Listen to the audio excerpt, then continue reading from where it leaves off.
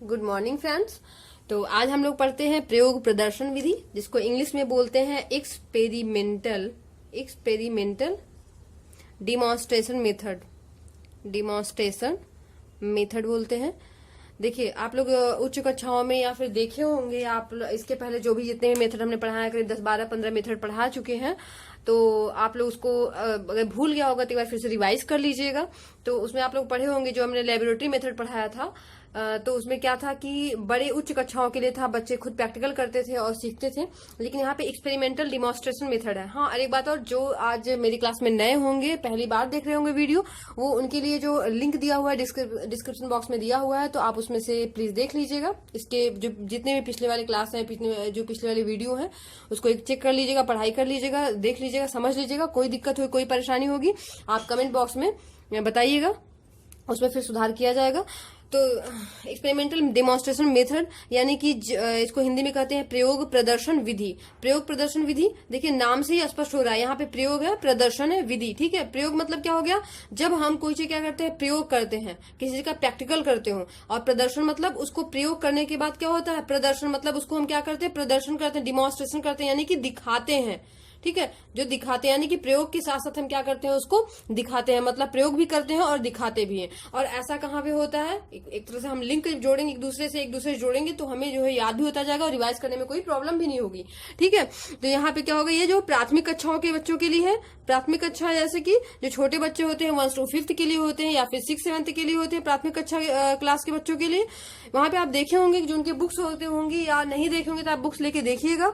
जब आप साइंस की बुक लेंगे या फिर इन्वायरमेंट की, हाँ देखिए एक बात और निकल के आई यहाँ पे, ये जो है जो प्रदर्शन या प्रयोग प्रदर्शन विधि होती है, ये किस विधि के लिए अच्छी या किस सब्जेक्ट के लिए ज्यादा अच्छा है, रुचिकर है, ये जो साइंस के लिए है यानी विज्ञान के लिए, और इन्वायरमेंटल के लिए यानी कि पर्यावरण के लिए। तो यदि अगर एग्जाम में पूछता भी है तो ये विधि किसके लिए सबसे अच्छी है, तो ये विज्ञान और पर्यावरण के लिए बहुत ही अच्छी होती है। तो ये प्राथमिक कक्षाओं के लिए है। प्राथमिक कक्षाओं के देखिए, आप बुक्स उठा के देखिए, उसमें क्या लिखा होता है, जब भी साइंस का कोई कुछ टॉपिक होता है उसमें कहानी की तरह दिया होता है और दिखाता है कि उसके जो टीचर होते हैं वो ऐसे करके लेके आए, बच्चों के साथ ऐसा किए, फिर ऐसा हुआ।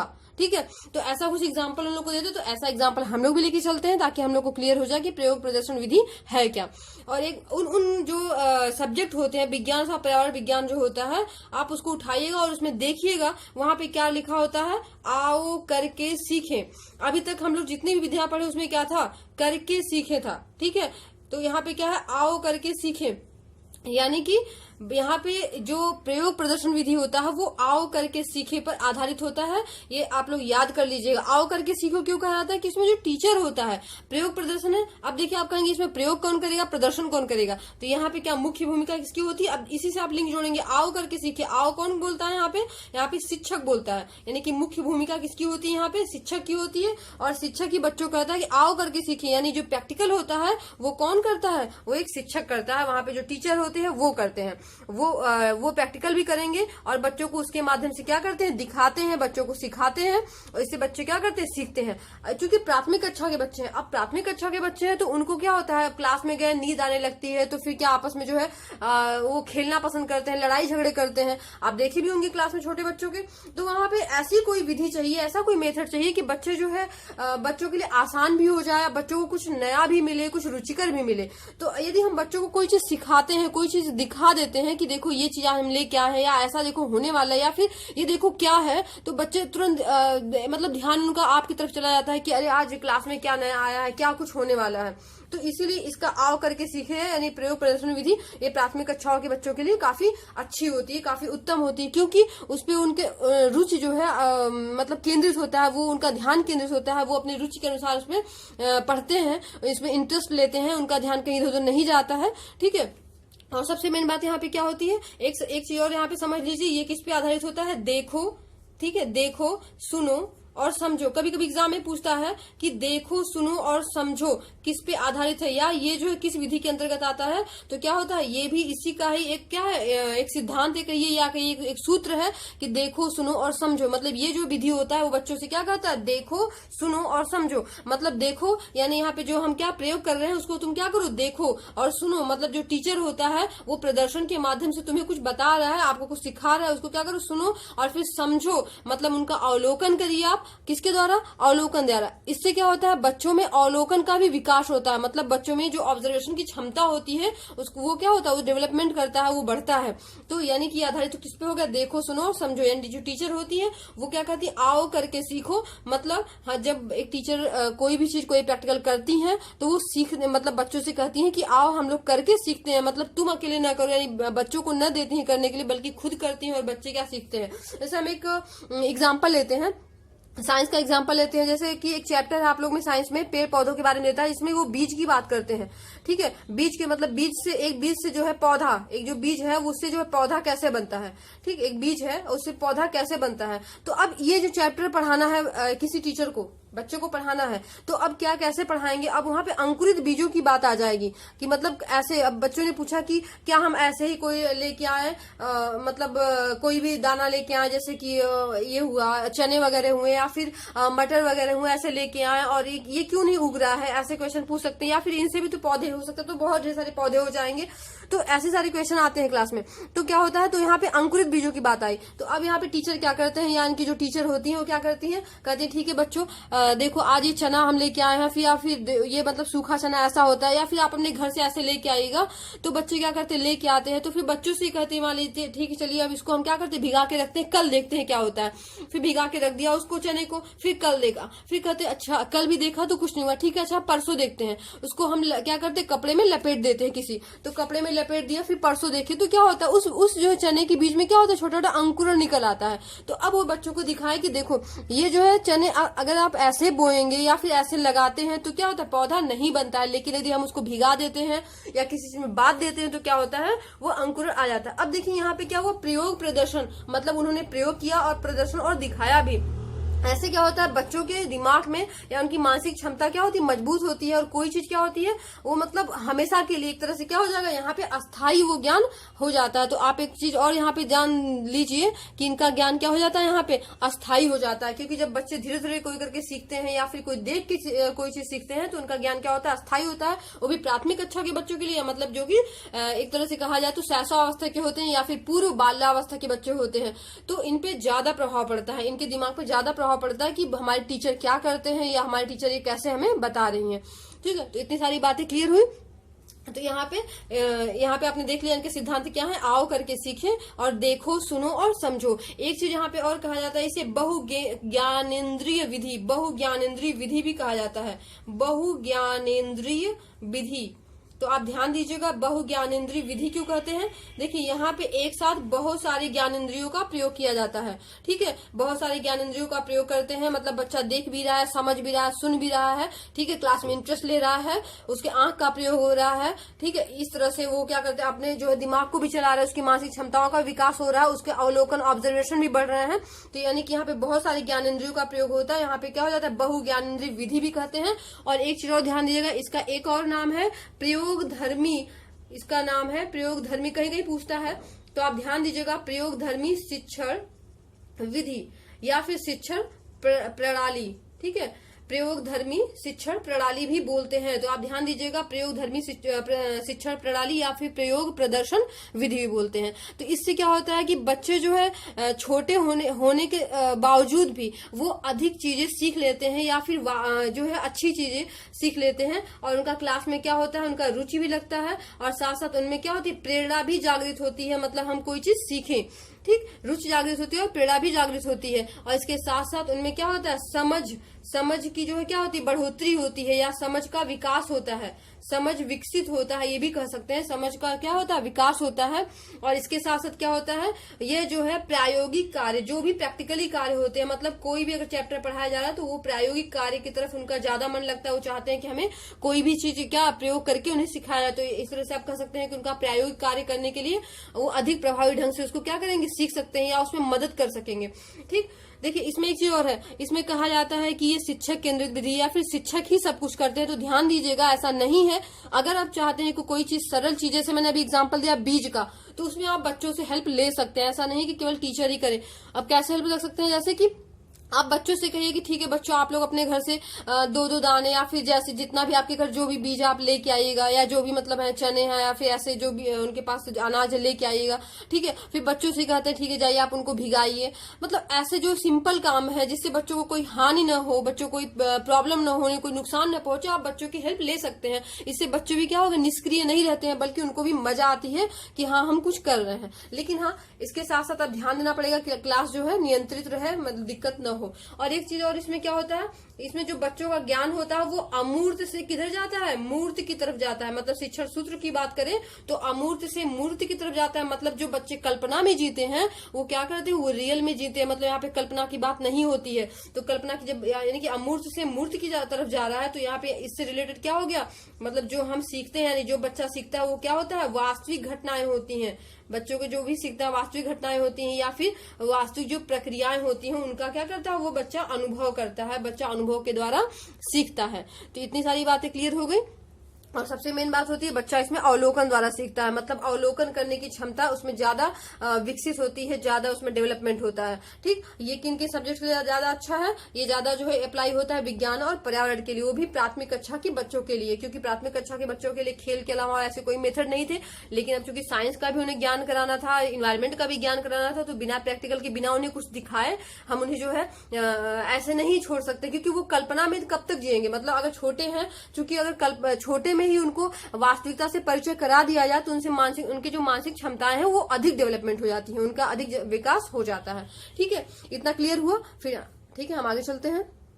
देखिए इसमें नेक्स्ट क्या आ जाएगा पॉइंट, कि इसको पाठ का विकास कैसे करते हैं। कभी कभी पूछता है कि इसमें किन प्रविधियों का प्रयोग किया था। देखिए प्रविधि, यहाँ पे एक वर्ड आ गया है प्रविधि, तो समझ जाइए कि जो भी मेथड हम पढ़ाते हैं, जो भी हम विधि पढ़ा रहे हैं, उसके अंदर जिसके द्वारा हम पाठ का विकास करते हैं, जिन चीजों के द्वारा, जिन भी छोटे छोटे मेथड के द्वारा, मेथड देने कहिए उसको प्रविधि कहिए। मतलब विधि का जब हम किसी भी प्रयोग प्रदर्शन या किसी भी विधि, आप जैसे ले लीजिए कोई व्याख्यान विधि होता है या फिर कोई और विधि लीजिए, मतलब कि ह्यूरिस्टिक विधि हो गया, तो इन सब के द्वारा हम जब पाठ का विकास करते हैं तो इसमें हम छोटे छोटे तथ्यों का यूज करते हैं। जैसे हमने बच्चों से क्या किया, प्रश्नोत्तर, यानी प्रश्न पूछ लिया। बच्चों से प्रश्न पूछते हैं ना, या बच्चों से क्या किया, एग्जाम्पल हम देते हैं, उदाहरण देते हैं ना। ठीक है, यानी जो हम प्रश्न पूछते हैं, जो एग्जाम्पल देते हैं, मतलब एक मेथड के अंतर्गत जो हम छोटे छोटे तथ्यों का यूज करते हैं, छोटे छोटे प्रणाली का यूज करते हैं, वो सारी क्या होती है, प्रविधि होती है। मतलब प्रविधि का हम काम क्या होता है, किसी भी पाठ के विकास करने में क्या करता है, हेल्प करता है।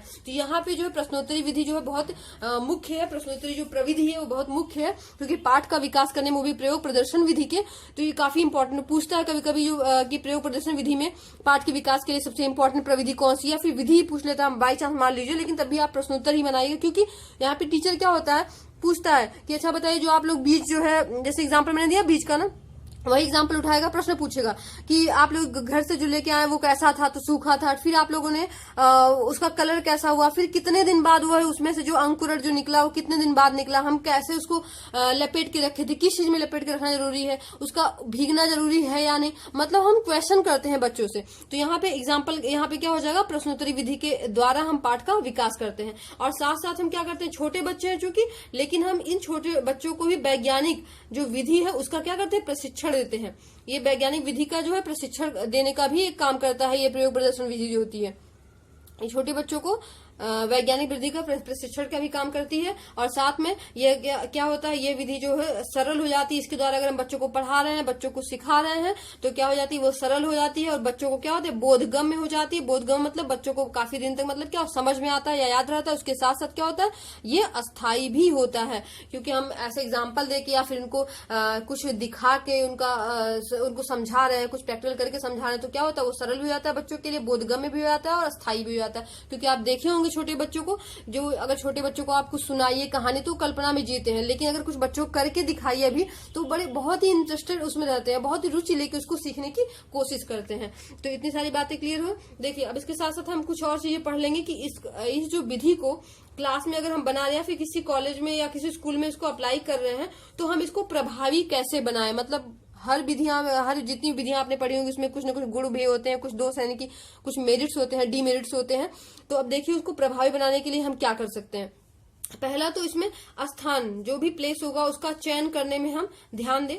जो भी हम स्थान का चयन करते हैं, स्थान चयन का मतलब अगर क्लास में हम कोई प्रयोग कर रहे हैं, प्रयोग करके प्रदर्शन कर रहे हैं, दिखा रहे हैं, तो हम ऐसे स्थान का चयन करें, ऐसे स्थान का जहां से जितने बच्चे नीचे बैठे हों या जितने बच्चे चारों तरफ बैठे हैं उनको वो स्थान क्या हो, क्लियरली दिखाई दे, अच्छे से दिखाई दे। ऐसा ना हो कि बच्चे आपस में धक्का कर रहे हो, कोई बच्चे गिर रहा है, कोई कर रहा नहीं दिखाई दे रहा, तो ऐसा नहीं होना चाहिए। तो स्थान का चयन ये देखिए करना चाहिए। साथ में छात्रों को भी कभी कभी जो है अगर कोई आसान चीज है तो छात्रों को भी प्रयोग करने का इसमें अवसर देना चाहिए, छात्रों को प्रयोग करने का अवसर देना चाहिए। और साथ में इसके साथ अगर यदि हम कोई प्रयोग करके दिखा रहे हैं तो उसका जो चित्र, मान लीजिए कुछ निकल के आया, चित्र कुछ बनता है, या उसको जो हम निष्कर्ष निकालते हैं, क्या निष्कर्ष निकला, या फिर जो हम सारांश, मतलब जो इसमें इंपॉर्टेंट वर्ड है, जो कठिन शब्द है, उसको हम क्या करें, ब्लैक बोर्ड पे लिख दें, ठीक है, या व्हाइट बोर्ड पे यानी कि श्याम पट पे उसको लिख दें, जिससे बच्चों को क्लियर हो जाए, समझ में आए कि ये क्या हो रहा है या फिर ये किसको क्या बोलते हैं।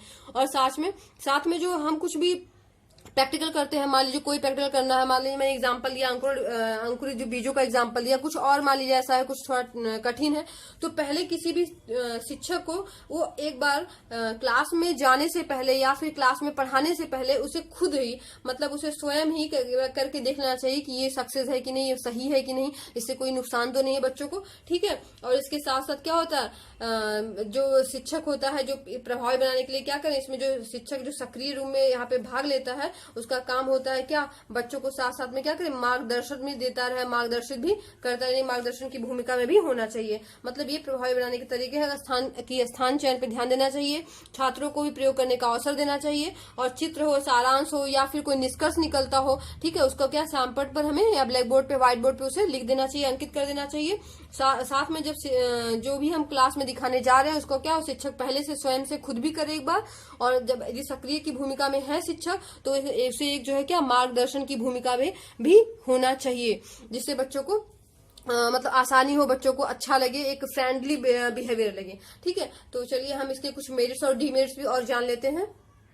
तो इसमें जो है कुछ ज्यादा नहीं डीमेरिट्स वगैरह है, लेकिन फिर भी आप थोड़ा सा जान लीजिए। पहला बात तो इसमें जो मेरिट्स की बात करेंगे यानी कि गुण की बात करेंगे, इसमें क्या मतलब अच्छाइयां हैं, तो क्या हो जाएगा, पहला तो इसमें क्या होता है, ये जो है समय की बचत करती है। समय की बचत इसलिए करती है, ध्यान दीजिएगा, क्योंकि इसमें टीचर करते हैं, मतलब बच्चों को नहीं करवाना है कि एक बच्चा करे, दो बच्चा करे, ठीक है, या अलग अलग करें तो कोई दिक्कत हो, इसमें समय की इसलिए बचत होती है। एक टीचर कर रहे हैं तो क्या होता है, सभी बच्चे उसे देख लेते हैं और समझ लेते हैं। और साथ में यदि जो है छात्रों की संख्या अधिक है, छात्रों की संख्या अधिक है, और इसमें क्या होता है कि बच्चा उसमें जो है मतलब जो टीचर होता है, जो शिक्षक होता है, वो क्या हो, अकेले हो, यानी एक ही या उसकी संख्या कम होती है, तो उसके लिए भी क्या होता है, यह अप्लाई किया जा सकता है कि छात्रों की संख्या अधिक है और शिक्षक एक या दो हैं, तो वो एक दो क्लास को लेके पूरी मतलब 1 से 5 तक, जैसे आप देखे होंगे प्राइमरी स्कूल में कहीं कहीं कि वहां पे शिक्षक कम रहते हैं और फिर भी देखना पड़ता है, तो यहाँ पे ये सारी चीजें अप्लाई की जा सकती है। और साथ में जो है इसमें और भी सारी चीजें हैं कि इसमें नियंत्रण करने में, यानी कि जो क्लास होता है उसको नियंत्रण करने में क्या होता है, आसानी होती है क्योंकि कुछ आप इंटरेस्टिंग दिखाएंगे, कुछ अच्छा दिखाएंगे, तो क्या होता है, बच्चे सभी शांत होकर रुचि लेकर उसको देखते हैं, उसको समझते हैं, सुनते हैं, ठीक है। ये सारी चीजें इसमें मेरिट्स हो गई हैं। इसके और भी मेरिट्स हैं, आप लोग इतना सारा है तो उसमें मेरिट्स से सब निकल गई है। इसके साथ साथ हम देखते हैं इसमें क्या दोष है, यानी कि डीमेरिट्स है। डीमेरिट्स चूंकि डीमेरिट्स अभी ज्यादा नहीं बता पाए आप लोग को, इसमें ज्यादा है भी नहीं। पहला तो ये आप लोग जाने के होंगे इतना पढ़ने के बाद, चूंकि शिक्षक कर रहा है तो छात्रों को अवसर नहीं मिल रहा है, तो आप समझ जाइए कि इसमें क्या होता है, व्यक्तिगत अवसर पर जो है बल नहीं दिया गया है। व्यक्तिगत अगर कोई बच्चा अकेले है या उसको अकेले सीखना है, अकेले कुछ करना है, तो व्यक्तिगत उस अवसर पर ध्यान नहीं दिया जा रहा है। साथ में यह मनोवैज्ञानिक दृष्टि से देखा जाए तो क्या है, अधिक प्रभावी नहीं है, क्योंकि वही देखिए बात आ गई कि इसमें शिक्षक कर रहा है, इसलिए मनोवैज्ञानिक दृष्टि से देखा जाए अधिक प्रभावी नहीं कहेंगे। और साथ में क्या होता है कि बच्चों को प्रयोगशाला में करने का अवसर नहीं मिलता है, प्रयोगशाला में करने का अवसर इन्हें नहीं मिलता है। और इसमें कुछ विशेष जो है दोष नहीं है, लगभग देखा जाए इसमें कुछ बदलाव अगर कर दिया जाए कि बच्चों को शामिल कर दिया जाए, तो एक तरह से वो भी एक मनोवैज्ञानिक एक अच्छी प्रभावी विधि मानी जा सकती है। तो इस तरह से ये जो है आपका चैप्टर आज का कंप्लीट हुआ। इसमें कुछ भी आपको कोई प्रॉब्लम होगी आप इसको देखिएगा, अच्छे से समझिएगा, क्योंकि बहुत ही इंपॉर्टेंट मेथड है, वो भी खासकर छोटे बच्चों के लिए, साइंस और पर्यावरण के लिए। तो बताइएगा, कुछ कमेंट इसमें कमेंट करिएगा कि आप लोगों को क्या प्रॉब्लम है। इसके साथ ही हम लोग फिर और दूसरी विधियां लेके आते रहेंगे, फिर पढ़ाई करते रहेंगे। और एग्जाम आने वाला है तो आप लोग अच्छे से प्रिपरेशन करिए, ठीक है। घर पे रहिए, खुश रहिए, मुस्कुराते रहिए। Thank you.